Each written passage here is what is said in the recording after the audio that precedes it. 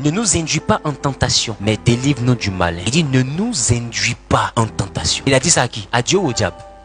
Donc qui nous induit en tentation? Vous savez, la tentation vient dans la vie de qui? La tentation vient dans la vie de l'orgueilleux. Quand tu commences à dire dans ton cœur, j'ai une vie de sanctification, je suis une personne qui respecte la parole de Dieu, et tu commences à voir les autres comme eux sont les pécheurs, toi tu es trop saint, Dieu lui-même va créer une circonstance dans ta vie qui va engendrer la captivité du diable, pour que tu réalises que tu es aussi malade que les autres. Ne nous induis pas en tentation, mais délivre-nous du malin. Pourquoi? Parce que quand la tentation arrive, quand Dieu permet la tentation, c'est pour que le malin te tienne captif. Donc des fois il y a des personnes que le diable possède parce que Dieu les a livrées. C'est-à-dire, Seigneur, ne m'envoie pas à faire ce qu'il va t'envoyer à me livrer. Parce que ceux que tu vois, ils meurent de la sorcellerie là. Dieu t'aime pas plus qu'eux. Mais des fois, il y a quelque chose qu'ils ont fait qui a envoyé Dieu à les livrer. Parce que personne ne quitte la terre sans que Dieu nous donne son ok. Donc, il y a des personnes que Dieu peut livrer au malin. Aïe.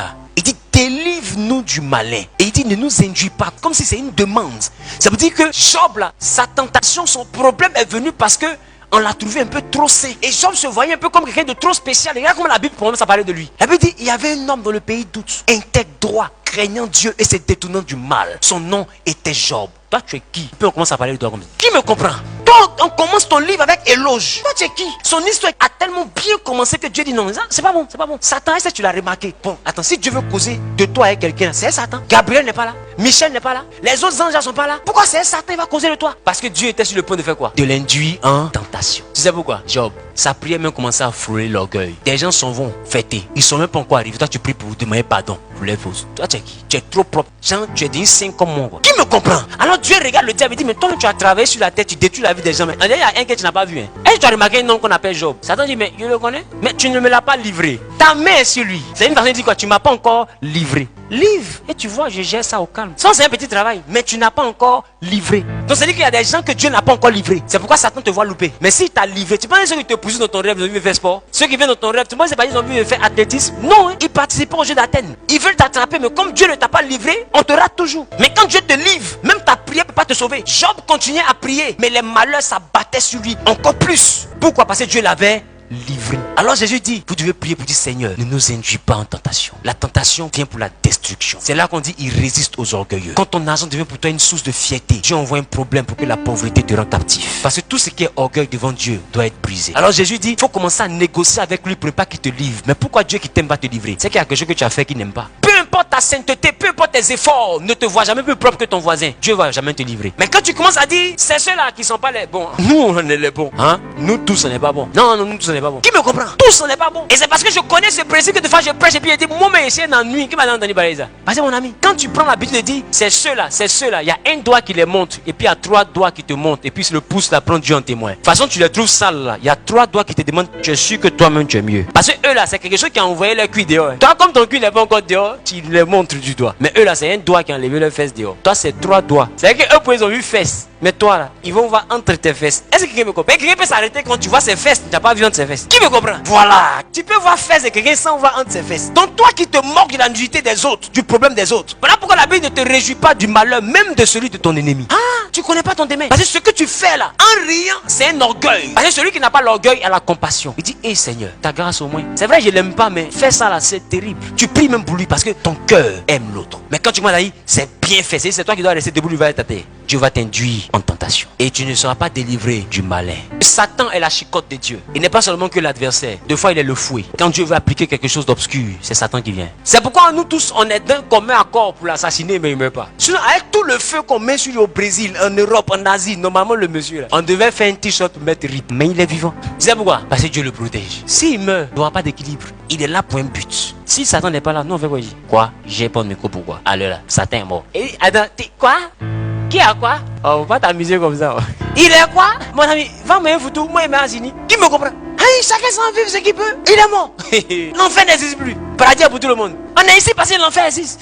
Il est là pour un but. C'est pourquoi dans toute famille qui se respecte, il y a la lumière, il y a les ténèbres. Partout, il y a l'équilibre. Regarde ce que la Bible dit. La Bible, nous sommes une lampe. On n'allume pas la lampe pour mettre où? Sous le boisseau, mais on met où? Sur le chandelier pour que ça éclaire la maison. Mais dites-moi, quand tu allumes une lampe là, c'est toute la maison qui est éclairée. C'est une partie. Et il y a des zones d'ombre. L'homme ne peut jamais quitter la maison. L'homme peut fuir la présence de la lumière. Mais l'homme se regroupe toujours quelque part où il n'y a pas de lumière. C'est pour dire dans une maison, tu ne veux pas chasser la présence des ténèbres. C'est pas possible. Mais la lumière, ils vont s'arranger pour se cacher derrière le placard. Il y a tout toujours ténèbres dans une maison. Donc toi qui fais des sorciers, ton hobby là, comme tu les cherches, tu vas les trouver. Parce qu'ils ne peuvent pas disparaître. Regarde, même dans cette pièce, il y a l'ombre. Voyez l'ombre. Oh, on entend parler de Dieu. Il y a la lumière ici, il y a l'ombre ici. Tu ne peux pas effacer l'ombre. Même toi-même, tu produis l'ombre. Pour dire qu'en toi, il n'y a pas que la bonté. Quand la lumière frappe ton dos, devant toi, il y a l'ombre. Pour dire qu'en toi, il y a l'obscurité. Tu ne peux pas supprimer la négativité. Tu ne peux que faire grandir la positivité. Donc la meilleure façon de combattre le diable dans ta maison n'est pas de jamais mettre ta lumière partout. C'est de chercher à rendre chaque personne lumière. C'est manifester des fruits dignes de la lumière. Pour que celui qui était caché dans l'ombre accepte de quitter l'ombre pour venir à la lumière. Est-ce que quelqu'un me comprend? Sinon tu ne peux pas changer ta famille par ta prière. C'est pas possible. Mais tu peux les changer par ton témoignage. Ils vont s'asseoir dans l'ombre et dire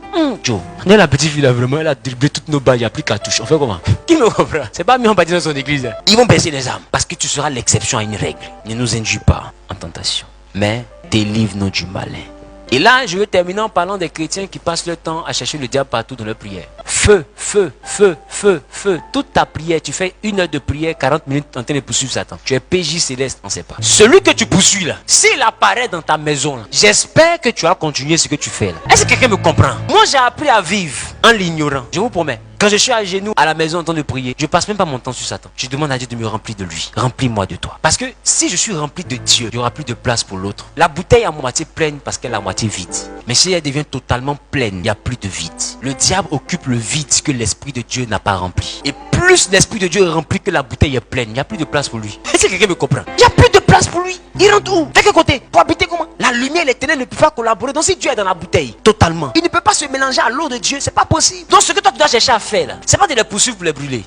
Remplis-toi de la parole de Dieu. Parce que Jésus, il a le feu que nous tous collés. Mais il a fini de faire son jeûne. Son premier visiteur, c'était Satan lui-même, même pas un démon. Normalement, quand il finit le jeûne, c'est les anges qui doivent voir. Satan lui-même, vient le voir. Mais dans le combat là, j'ai pas vu feu. J'ai vu, il est écrit. La vraie victoire que tu auras face au diable, c'est la connaissance. Alors, Osée dit, mon peuple est détruit parce qu'il lui manque la connaissance. On a beaucoup de feu, mais on n'a pas beaucoup de connaissances. Et c'est là que Satan nous tient dans tout ce qu'on ignore. Il nous attrape là où on ignore. Attention, les amis. La Bible même dit que d'autres se sont rendus coupables de beaucoup de choses en injuriant les gloires. Car Michel, lorsqu'il discuta le corps de Moïse avec Lucifer, n'osa pas l'injurier, mais il lui dit simplement que l'Éternel te réprimande. Alors j'ai compris que insulter Satan c'est un péché. Et Michel n'a pas voulu pécher. Combien de fois les chrétiens n'insultent pas Satan? Et il t'énerve juste pour que tu fasses quoi? Que tu l'insultes. Quand tu sors de cette loi, il peut t'accuser parce que tu t'es rendu coupable. Alors pour ne pas que Michel soit accusé, il n'a pas osé l'insulter. Ton voleur là, c'est ton voleur mais il a des droits. Ton voleur là, il est ton voleur mais il a des droits. Tu sais que normalement tu attrapes ton voleur, tu le frappes, il peut porter plainte contre toi. Parce que tu viens de te rendre justice toi-même. Et les quartiers où le voleur lui, quand ça commence, il coupe à l'eau commissariat, il se jette sur le policier. Sauve-moi, même en prison.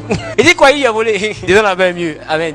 Il y a des lois. Et ici dans cette assemblée, nous allons passer le temps à apprendre les lois. Dieu a dit à Job, tu te plains là, mais connais-tu les lois du ciel? Parce que tant que tu connais pas les lois, tu ne sauras pas ce qui t'arrive. On dit tu manques de vitamine C, tu mets le feu sur les sorciers. Moi je les ai à 5000. Celui qui est médecin, quand il te voit combattre sorciers, mon ami, va à la pharmacie. Beaucoup de chrétiens sont morts comme ça. D'autres sont quittés dans le temps de jeûne, 3 jours secs. Ils s'en coupé un foutu. Il est mort. Pourquoi? Un médecin m'a dit, mais tu t'es tué parce que l'organisme doit revenir progressivement. Qu'est-ce qui t'a tué? C'est l'ignorance. Et foutu. Satan me s'est couché. Toi-même, tu as pris balle pour te tuer. Puis c'est quelle balle? Balle et sauce graine dessus. Boum, dans ton vote. L'ignorance. Tu as passé l'ignorance. Tu dois sortir du pays des ignorants. Sinon, tout le feu que tu mets là, c'est zéro. Depuis que tu mets le feu, ils sont morts. Ils sont là. Ils grossissent. Et puis ils courent plus vite.